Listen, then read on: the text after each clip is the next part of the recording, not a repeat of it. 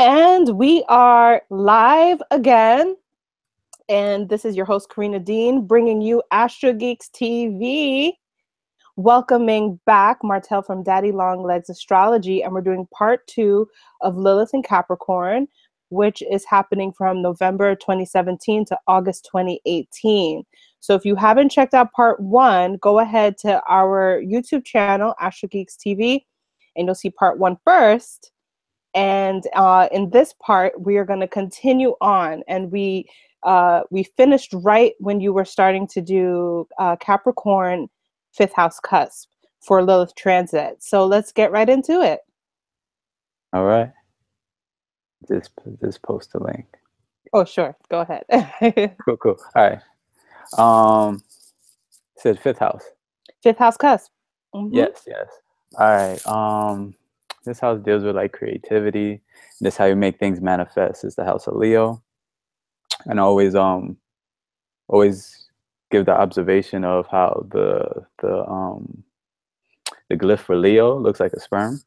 Yes. Mm-hmm. And for me, that just represents how, I mean, obviously that's one of many ways you can make things manifest, but it's that seed that it's almost like your mark on the world, you know. So for it being in Capricorn, Capricorn's a very interesting place, like a 5th house. I don't know too many people with 5th house in Capricorn. Mm-hmm. But I'd imagine is just like you take what you do very seriously, how you make things manifest. Just working real hard to obtain a certain goal. And I think since it's the house of ego, I think this if Lilith is in your 5th house in Capricorn, I think it's almost like I think it's very similar to Lilith and Leo, which I can identify with. My Lilith is in Leo. I think just being too, you have to be aware of how your ego can be to your detriment. You know, just don't let it get to your head. It's okay and it's important to have an ego. We all have it, whether we like it or not. But it's how we go about it is whether it makes it either destructive or constructive. I think, you know, the goal as a society as a whole, I think, to make anything we do constructive is like of most importance. Yeah. So again, with Lilith pulling you in and just going, you know, making the idea of feeding into your ego in a negative way, in a boastful kind of, you know, very narcissistic way, it can make it seem alluring. It can make it seem like it might even create situations where you feel like, oh, you know, I'm the shit, and, you know, come to find out you're not, you know, because that's what Lilith does. It tricks you. You know, it seems so, I don't even want to use the word appealing no more. It almost seems like it's almost like a, you know, in the cartoons, like where Bugs Bunny. Sorry for the light. I'm trying to. It's kind of cool, actually. Yeah. Yeah. All right. Cool. Like it's beaming. Oh. Yeah. Exactly. Like in Looney Tunes, like where like they would paint a door, and then it's like a fake door. You run into the door, but it looks so real. You run into it thinking that it's. I feel like Lilith does that. Like you think, oh no, this is obviously what I'm supposed to do. It's like, look at it. This feels so appealing. You run towards it, and boom, you come to realize, no, that's not what you're supposed to do. So I think the 5th house is gonna have that kind of undertone to it. Yeah. So just keep your ego in check. Right. And that is the house of pleasures and romance too. So yes, to, you know, with Lilith being like that ambitious state in Capricorn, maybe it's what would you take on like the house of pleasure? You know, like its pleasures. Like, is it getting too far? Yeah, I think almost similar to a Mars. Like if, like, let's say Mars is conjunct in this Lilith, or Mars is in that house, or whatever. I just think, or even Venus, like just people you might choose, you know, you're already drawn to a certain type of person. So I think it's just being very aware of who those people are, and the illusion of maybe even like opportunity. You know, Mm. you might think if you sleep with this person, it's going to give you a leg up in something, or it's something to gain that's not that's very superficial and not sincere. Right. And I think it's also important to understand about Lilith in general.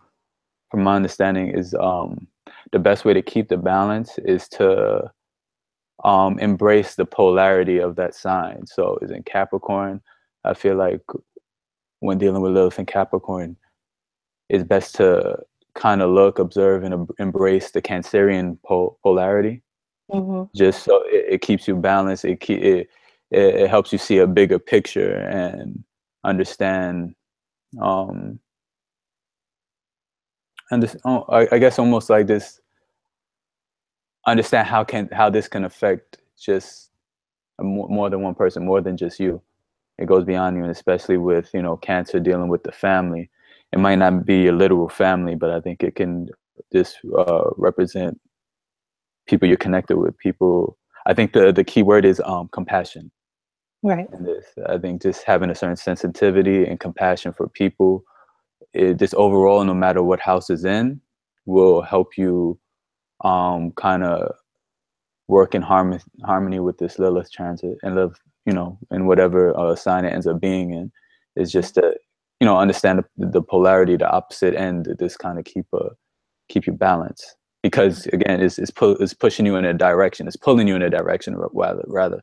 So instead of just going full throttle in that direction, the opposite polarity will keep you kind of in the middle, and, you know, still utilize the positive aspects of Lilith, because it does exist. You Mm-hmm. know, there's positives in everything. So embrace the positive aspects of Lilith, while, you know, also seeing what is polarity can bring to the table as well. So I think as far as like sex and pleasures, I think the best thing to do is just, I don't know, just do a little more soul searching. You know, Cancer also deals with the soul too, like, but just in the literal sense of do you really have a connection with this person? Is this somebody you really love? Is this somebody you really care about? Or is, you know, and it might not be a marriage thing, but just like it might be just for whatever it is now. Or are you really meant to connect with this person? Are you just doing it for some kind of superficial gain? You know, if so, it's probably, you know, not the wisest decision, because it will, with Lilith, it will blow up in your face. You know, so you might as well be this critical from jump. Right. Yeah. Awesome. All right. Sixth house. Sixth house. Sixth house. I see. I think of kind of this almost obsessive sense of control, trying to control everything. Like you want things to be a certain way, because this is our house of perfection, and it being in Capricorn already, you know, double Earth. I just imagine that when it comes to details and how you can make things manifest, but in a more material sense, not in a creative sense, just like your work ethic and how you move, and, you know, just go about perfecting a craft. I think it's very important to understand that in everything that we do, we're collaborating with the universe. So it's not just you. And I think with sixth house, or like, you know, Virgo sun, let's say you got your sun in the sixth house, or, you know, especially with this Lilith transit, I think there has to be a balance of letting go and understanding that you're collaborating with the universe with everything you do. And, you know, you might want to be that quote unquote boss, to just try to, you know, I'm on point, I'm on top of things, I'm doing everything. You know, I don't need anybody's help. I could do this myself. I'm climbing the mountain by myself. I don't need anybody to boost me up. You know, that's not true. Right. We all have people, again, that polarity of Cancer. You you have a circle of people, whether it be family, whether it be, you know, close friends or relatives, that you could use as resources. you know, to help you become stronger when you're weak, you know. And I think, and that's really what I mean by collaborating with the universe, because, you know, you're not going to be, you know, I think when people hear that, they think, oh, well, I'm not going to be floating around with the stars. And it's like, no, most times the first immediate thing that you're interacting with, especially a live thing, is another person. So, you know, understanding that you need help, you know, of course, you know, you don't want to be, you don't want to acquiesce all your will to another person, but, you know, when you're moving forward in whatever endeavor you have, just know, you know, if you do some, unfortunately, you know, it might even manifest in the chart. Some people aren't as blessed to have, you know, people to back them up and, you know, be that outside resource. But I think it's, if you do have it, if it is accessible to you, I think it's important to embrace. To appreciate it. Yeah, to Because appreciate it. it's that house of it's Virgo's house naturally, like you said, so it's accountability, and so these people are helping to keep you accountable, and that could help with the humility and the compassion for those people around you. You know, as you say, it's more of a support. If you see them more of a support, that people are keeping you accountable. Right. Yeah, it's a strong unit. You could be, you know, a strong unit, and, you know, whatever you have going, yeah, you're the individual that's, you know, centered around it. But yeah, it's still important, like you said, just to have those people. And then while we're on relations, going to the 7th house, you know. Yep. You know, it's now, I think it's very similar. I feel it's very similar to the 5th house in the sense of, even though 5th house is more, you know, just raw sexual, it could be somebody you messing around with, you know, it might not necessarily be a actual like relationship, but same thing. I think there's a certain amount of discernment about who you're dealing with.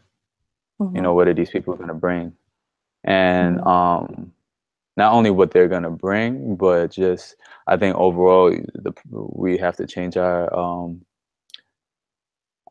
perspective on what is good and what is bad, as far as, you know, what we're trying to obtain, you know. So when you already have that in your heart, then anybody who's not offering that, or they're offering like a warped version of that, you just go, nah, that's not what I'm looking for, you know. I think the commonality with it being Capricorn, I think that a lot of this stuff, whether it be dating someone, having, you know, a sexual relationship with someone, or doing business with someone, I think the business realm might be a reoccurring theme with this, you know, somebody that you work with, or, you know, obviously not everybody works in an office, so it could just be any endeavor that you have. Right. I think there might be a strong, within the 7th house, there might be a strong affinity though to I almost feel like there's this yearning for that right partner. I think because you know, since it's the house of Libra, I think there might be a sense of indecisiveness with it. It might be like, what is it that I really want, you know, and who's going to give it to me? Who's going to be that other half? Who's going to be that other part that can complement, you know, what I'm doing, you know, because that's what we kind of seek in relationships. And within being in Capricorn, actually mine's in my 7th house is in Capricorn. So I just think you're trying to figure out what's right, who's right. And again, with Lilith, the luring is, I think there could be somebody put in front of you that's not good for you, and that but you might be projecting certain things onto that person. You might be like, this person can really bring about, you know, what I need, maybe to push me forward. Maybe you're working on a business or something like that, and you just want somebody that could kind of complement what you're doing. Picking the right person is very important for that, because if you don't, they can completely shatter everything that you're doing, just destroy it. Sabotage it. Yeah. Sabotage it, whether it be purposely or whether it be, you know, just not in a conscious direct form, but just like they're just not the right person. You have a puzzle piece and you're connecting the wrong part onto that, and now, you know, it doesn't look right. It's not flowing right. Right. It's very so I think there's also an aspect of patience in the long haul, because Capricorn deals with that and it's positive, you know, more positive light. Mm-hmm. I think it deals with the long haul. So if it's dealing with relationships, it might take time to meet that correct person, to meet that right person that would best suit you in your endeavors, to be that partner that compliments you the way you should be complimented. And I would say, I mean, always there's always important to keep the balance of not being too rigid, but I do think a certain amount of discipline is needed. You know, don't just date anybody that's breathing. I think, you know, people do that sometimes. I think if it's in your seventh house, that could seem appealing in some kind of way. Of just like, are they here? And you might be projecting, oh, I think they could do this for me and they could do that. And it's like, that might not be the case. And then again, you walk into it, you walk towards it, it seems like it's right. And then, nope, Lilith, you know? Right. So, Good yeah. stuff. Huh? That seventh house is good stuff because Yeah. for we all deal with relationships, but that seventh house Lilith is like, it's, I think it's very profound. I feel like that lesson is good overall, and Capricorn is a sign of lessons, so it's like that's one of the Yeah. overall lessons for us all. Okay, Yes. so eighth house, the house of sex, intimacy, trusting, and so many other Transformation, things. Transformation, rebirth. Like, rebirth. those are, yeah. Um, I think, you know, since each house kind of, you know, it transitions into the next, I think is is taking the partnership of that relationship and just seeing what direction it can actually go in and what is it going to transform you into. So again, I think well, I don't want to get too much into partners, but it does deal with outside resources too. So I Right. guess that's something to like take in consideration. So, you know, the right people to like that Scorpio energy, I think it, you know, it likes to control outside of itself. So I think that's my take on outside resources is now, you know, these people that, because there's so many people like in your immediate environment, but who are you picking to, you know, be those right people that can kind of help elevate you and help you evolve, or yeah, help you evolve, even though, you know, Scorpios don't like to think that people help them to, you know, but you do. It's it's their intent and their, you know, their need to express their will, but it's through an outside network. Is I think that's very cool.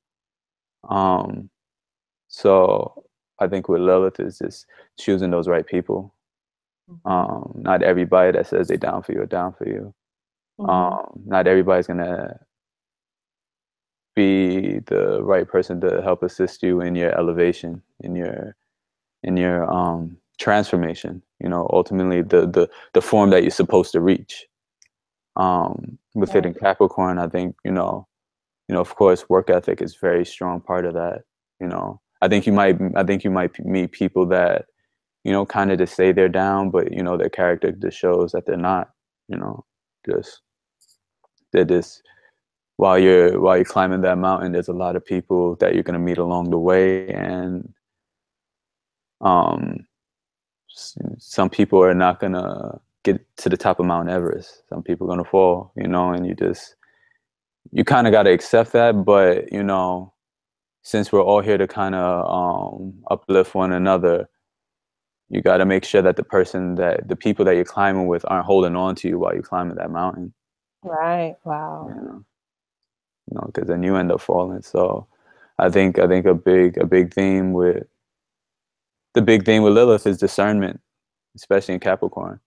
You know, use the right people, assess who the right people are, and again, I feel like that cancer energy is really gonna. I know there's no planets in Cancer right now, so we have to deal with it in that way. But I think intellectually we have to kind of take that into consideration. It might be, depending on who you are in your chart, it might take some studying. Maybe you don't have that much Cancer in your chart, but maybe you have a friend that's a Cancer. Maybe you have, it's something in your chart that's in Cancer. There's a house or whatever. Mm-hmm. Maybe in your natal chart there's some planets, whatever. But it's important to understand that energy to kind of help us navigate through this, especially with, also, I know you said it's not conjuncting though, but Saturn. It comes within 4 degrees of Saturn in January. Okay. Yeah. So it's close. Yeah, so it's close. Yeah, that's pretty close. That's close enough. Yeah. That should be very fun.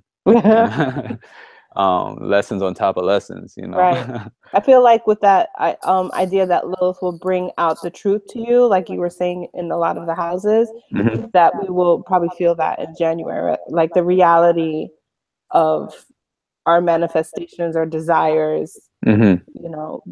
through the houses, because they may be different desires, but Right. yeah, with Saturn there. Yeah, Yeah. it's gonna kick our butt, but in a good way. Yeah. It does it. The proverbial father, gives you a spanking, but with good intention. Mm-hmm. So this shit, yeah. I look forward to seeing how that's gonna manifest. Right. I think even on a global level, it'll be fairly obvious.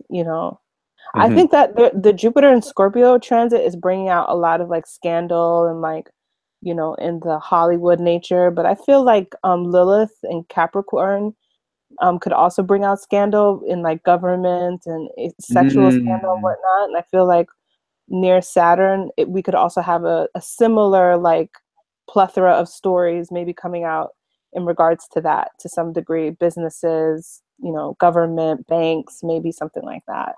Yeah, I think a great job Lilith does is kind of like, you ever doing something, and it could be as a kid or whenever, you just like, back of your head, you're like, no, I shouldn't. I'm just gonna fuck it.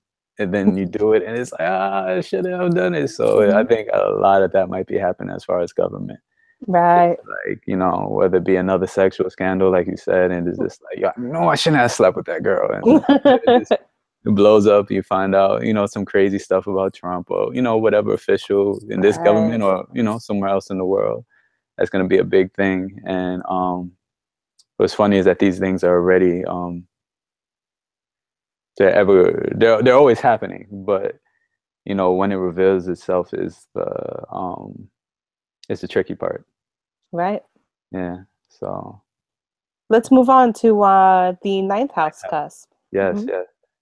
Ninth house, philosophy, beliefs, travel, to a certain degree of religion.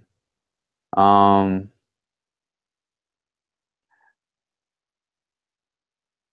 almost would say it's,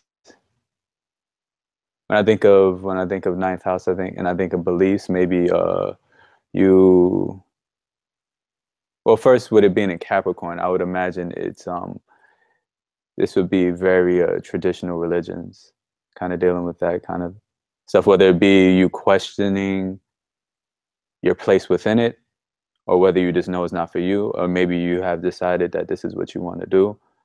I think that for the most part, Capricorn in the ninth house, ninth house in Capricorn, I think is I think that's what you'll be dealing with. Now, I think what Lilith might do, I almost see it as like a certain figure you look up to. Right. It could be the pastor at your church that you just hang off his every word, but you're not really looking to see what else is going on. And then going back to Jupiter and Scorpio, hey, it might be some scandal in the church. Right. It could be something that somebody that you held to a high regard, as far as them almost representing your beliefs in a certain way, an outward manifestation of it. seeing them for who they are, or maybe just being revealed that for, you know, them being revealed for who they are. And I guess that all that this comes with that, that might just be something, you know, that needs to happen for certain people. It might be a catalyst to kind of push them forward, to question certain things about their beliefs, about you know, what direction they want to go to as far as their beliefs. Is the avenue that they're choosing the best for whatever at their core is their beliefs? Mm-hmm. I think that's a good way to kind of navigate if that's your of Lilith is transiting your ninth house, Yes. is going to be like an eye opener. It's something that is going to help you be more discerning and just be like, you know, is this what I really want? Is this institution that I'm in, or that I work for, or that I'm a part of, is this the right institution? You know, I Yeah. could on a traveling level, I think, as far as traveling, would it be a good time to travel with this transit? I don't know. It might um, depend on what other planets they have there. yeah. I mean, for me, I always, I never say no to traveling, but Right. my Saturn's in Sagittarius, so it's just like a big part of like how I learn and, you know, learn about things at large just through the world. Mm-hmm. Um, I think it's actually good though. I think it might be, you might almost have to explore outside of what you already know to learn that you know, just learning that there's more out there that Yes. can actually be connected to you on an even deeper level. You know, you might go from being a Catholic to like a Buddhist, you Right. know, because you're just like, oh snap, I've been following this system for such a long time, and you know, it's revealing to me how it's not the most constructive to what is actually speaking to me. But now I just went to Tibet and I met, you know, this, you know, Buddhist monastery, and like, oh snap, like this is talking to me in a way that, you know, nothing never has. And now you have a new tradition, a new system that you're following, you know, that's Right. less, you know, is just as ancient. It has just as much wisdom, and you know, it might be more along the lines of what is the most constructive for you. Absolutely. I think in its most highest expression of Lilith, that would definitely be a manifestation. And maybe the story is through like a scandal, through an institution, a teacher, a guru, a preacher that you look up to, and then you know, you find more truth behind the matter, and then it propels you out to travel into your own expansion of what you believe in and transforms you in that way. And I think that that would be a great story for those who have Lilith in the ninth house. It's all, I feel like the ninth house is always reaching to be better, always trying to be Mm-hmm. better. And so usually planets in this area, that's what they're trying to do. They're trying to explore. But then Mm-hmm. because it is Capricorn and Saturn, it's kind of restricted until you really push yourself, you know, through the maybe biased or strong points of views. So Lilith could bring out, you know, that theme of very strong points of views that propel you to want to expand further than you have before. Mm-hmm. Yeah. Okay. So yeah, ninth Um, house is going to be powerful. yeah, 10th it is. house, Capricorn, 10th house. That's fun for all the people with Capricorn in the ninth house. Yeah. Yeah, should be 10th house. This should be also interesting just because this is, you know, Capricorn's home house. Um, Right. hmm, how you're seeing your public persona, what you kind of, the best way the 10th house was explained to me. Actually, it was a class I went to. It was Melanie Reinhardt. She was explaining the fourth house. She said, you know, the fourth house, you know, being the polar opposite. The fourth house is the roots of the tree, and then 10th house is the branches with, you know, your fruit. So it's what Mm-hmm. you give to the world. Um,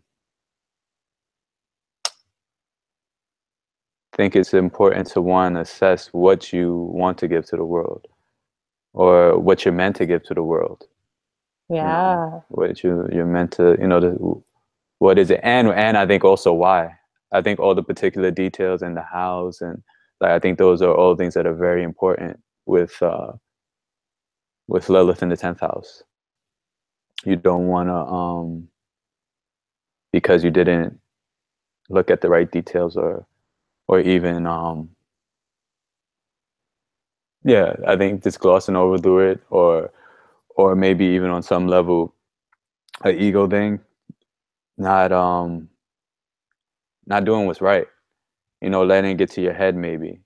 Mm-hmm. I think that's what I think, on a certain level it represents your power, you know. Mm-hmm. So what are you doing with this power? Like, why, like, and why are you doing it? Are you doing this to control people? Are you just doing this just to get on top, to show off? What is it? I Yeah. think once you assess those things, it'll kind of help you navigate with this transit in mind, like this, you know, do it in a wiser way. Yeah. Absolutely. And I feel like that 10th house, I like that you say that it's power, because I feel like the 8th house is Scorpius house, which is power too. But Mm-hmm. the 10th house is like how you manifest that power, because it's your authority. Like if you were a boss of something, or the boss of your life or your world, also your reputation. So it's like the manifestation of that power. And in its lowest form of Lilith, right? And our not so great forms, it could be like using your sexual nature to have power over others, Mm. or maybe even Lilith is manifested in your boss, so it's your boss.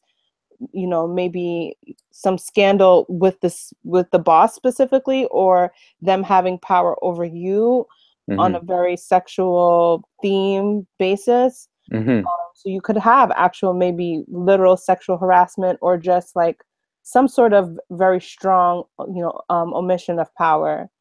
But then finding, like you said, how you can transform that into its highest form, the goddesshood of Lilith, is Mm-hmm. why. What am I here for? Maybe these situations are making me see that I am not putting myself in the best forms of my own power, right? Mm-hmm. Because usually what is happening to us, we are doing it inside of us, and also maybe in another arena of our lives. So I feel like this is a very interesting placement. Usually it would be Aries, but if you have 10th house Capricorn, this has to do with your authority as well as your reputation, and really trying to find a refinement, because Capricorn's natural home is here, of Mm-hmm. how you're, showing yourself off, basically. I, Right, I right. mean, not basically, but in one form.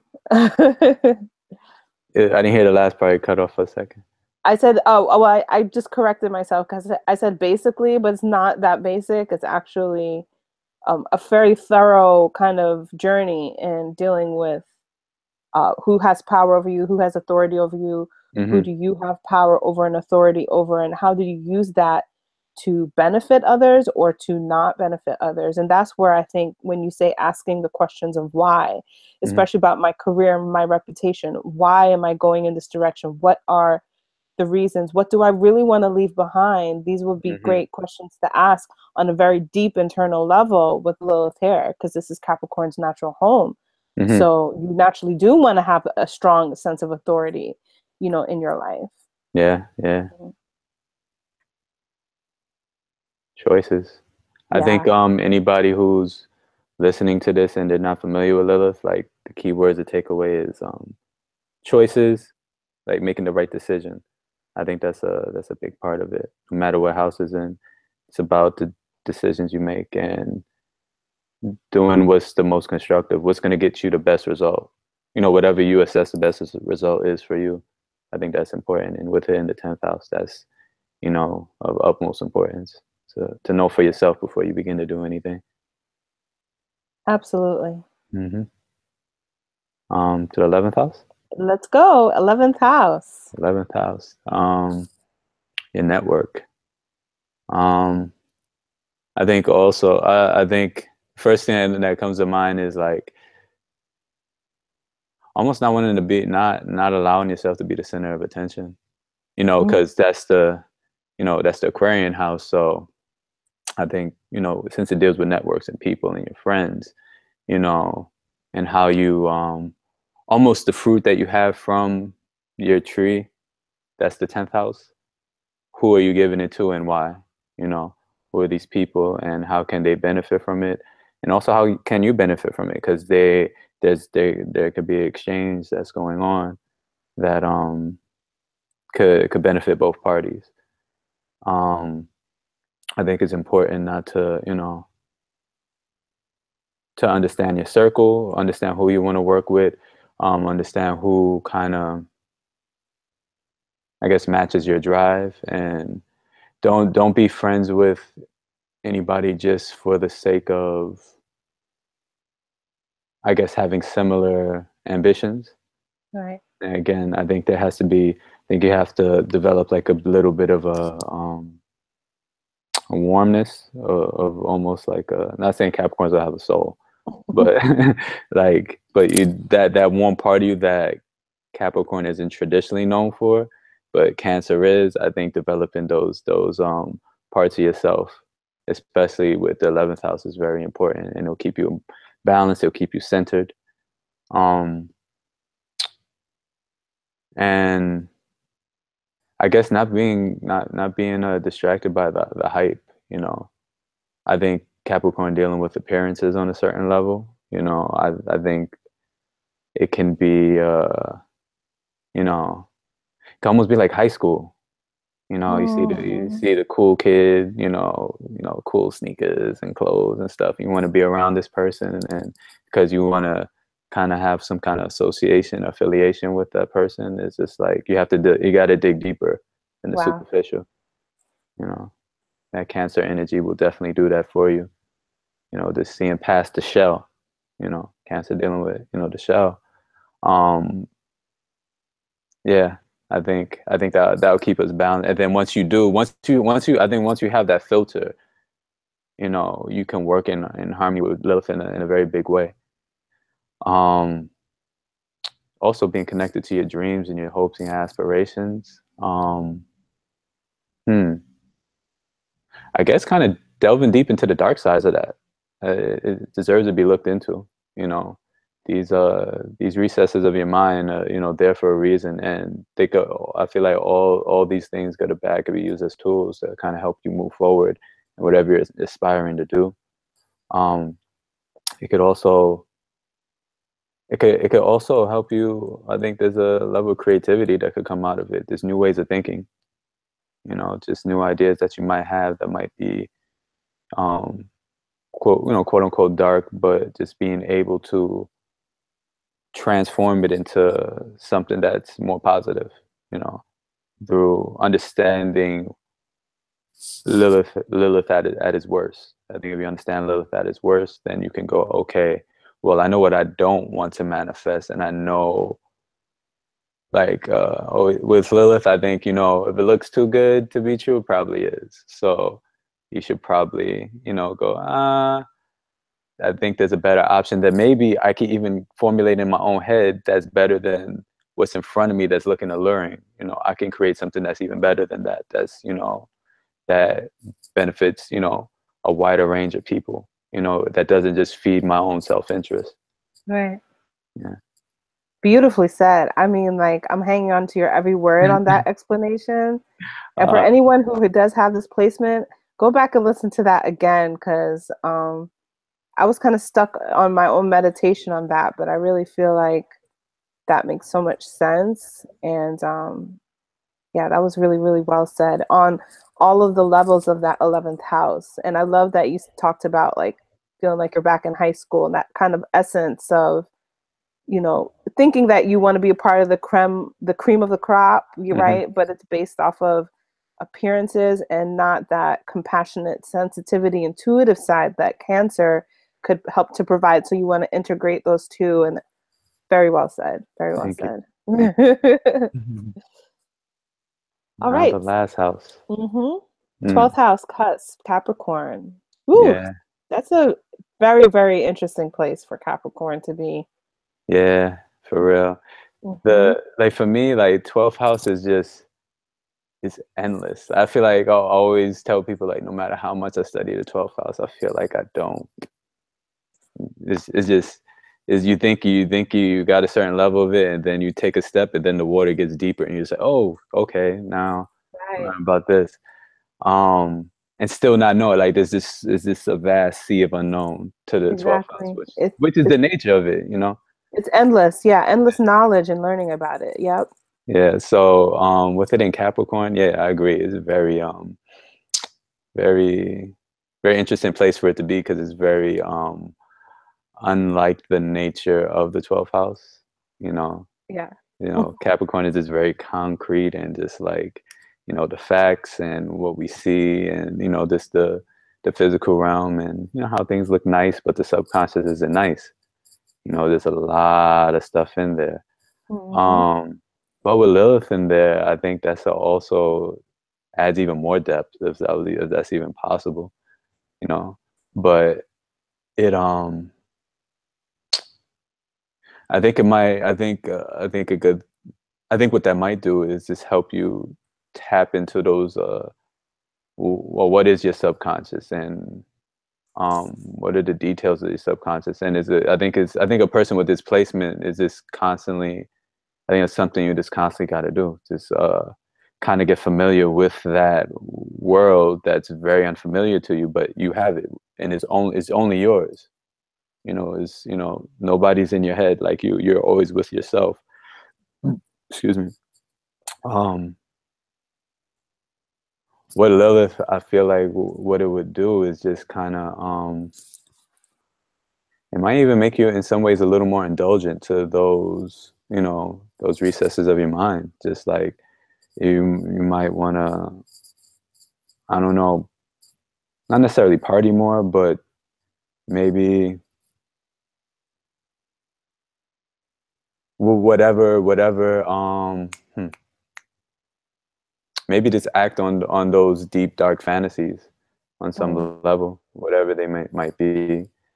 And Capricorn, it just might be kind of is like a hidden side of yourself. I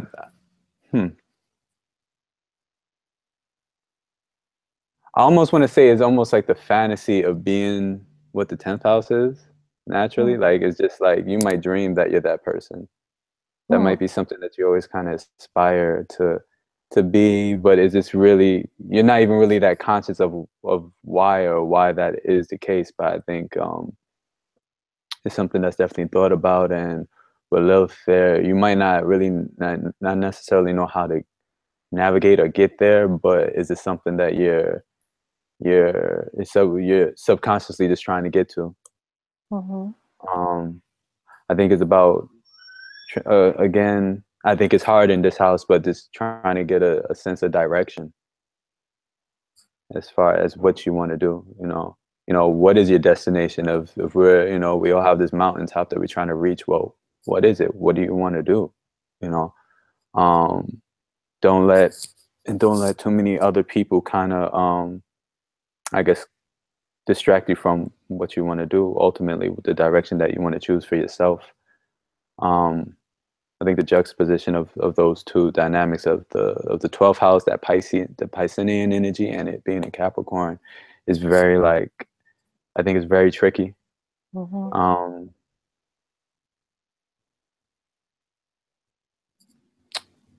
solution, though,